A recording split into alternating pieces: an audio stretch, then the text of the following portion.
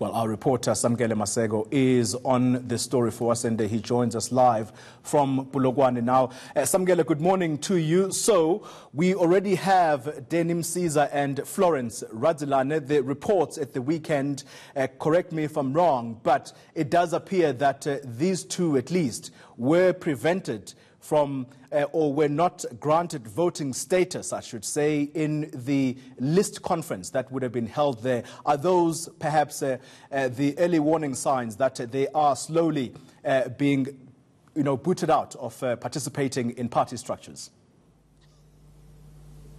Well, Xoli, what we can say is that Florence Radzilane and Denim Caesar have, in the words of the ANC's Ace Magashule, in the letter he sent to the ANC's PWC in the province, PWC, that would be the Provincial Working Committee and the Provincial Executive Committee of the ANC in the Limpopo province. I'm just going to step aside and show you the building. They have recused themselves in all leadership positions when it pertains to this particular building, where the futures of 7 mayors, as we speak right now, are being discussed. 4 of them who have actively participated in the investments into VBS of their municipalities have to resign by the close of business today.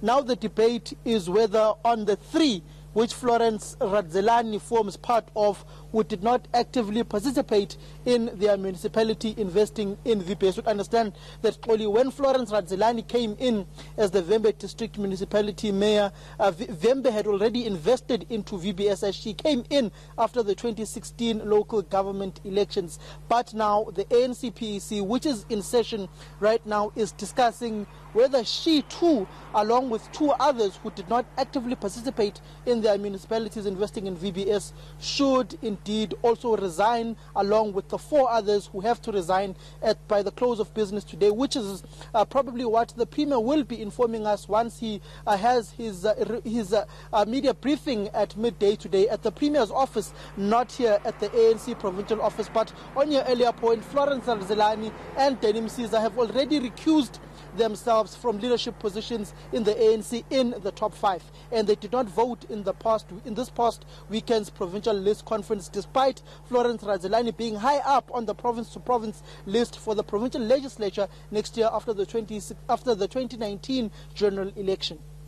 Samkele, talk to us about the status of Denim Caesar's challenge of this forensic report, the initial report that is. Where is that case right now? Because my understanding is that he was actually challenging it in court. Indeed, he is challenging it in court. Some time back, he did send me the court papers.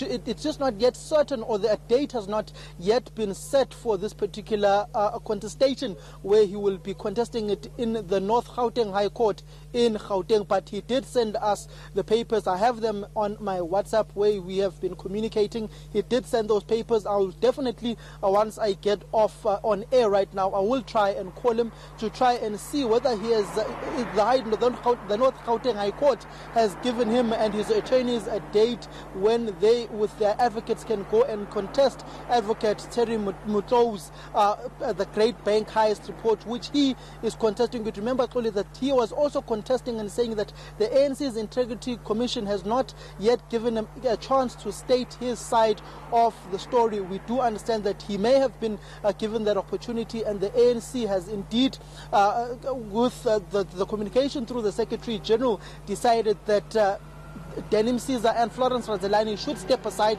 from leadership positions until this matter of VBS is concluded. But what we do definitely know is that the report by the Premier at midday today will detail the influence of politicians in their municipalities investing in VBS, where 4 mayors in Limpopo directly participated in their municipalities investing in VBS, and 3 others, which Florence Radzilane forms part of, did not actively participate in their municipalities investing in VBS. It's just that Florence Radzilane asked for a Christmas gift of 300,000 rands, which she later on complained was not enough, saying that other junior politicians who have not that much of an influence are getting millions of rands and she is not. But what we do know, they've stepped aside from leadership positions. It's now this internal forensic investigation within the province which details the influence of politicians in their municipalities investing in VBS, along with